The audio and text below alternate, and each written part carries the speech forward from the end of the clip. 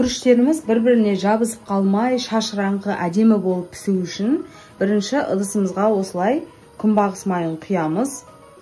Шамалы қызғаннан кейін алдын ала жуып, тазалап, дайындап алған күрішімізді салып, жақсылап қуыратын боламыз. Майымыз шашырап кетпес үшін күрішіміздің суын барынша сырғып аламыз.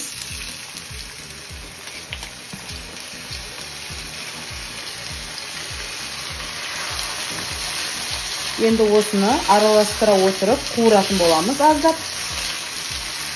Шамамен 5-10 минуттай. Міне жақсылап қуырып алдық. Енді үстіне мұздай су құямыз.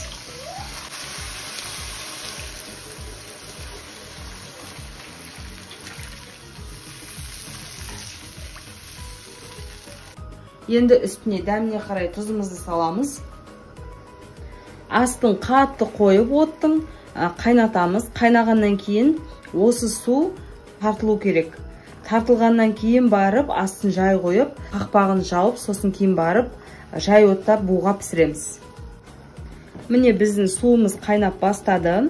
Осылай қатты қайнап, біраз суы тартылғанша тұруы қажет.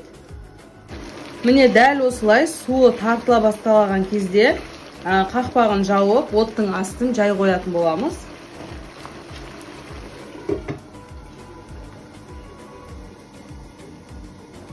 Дәл осылай суы тартылғанша пісіреміз. Міне біздің күрішіміз дайын болды. Астын өшірдім. Міне дәл осылай күшті жабыспай, шашыраңқы болып піседі. Енді осындай ыдысқа жаңа пісіріп алған гарнирімізді бұлай су құйып аламыз бір ыдысқа. Сосын кейін оны бөлек алып тастаймыз да жаңағы пісірген күрішімізді саламыз.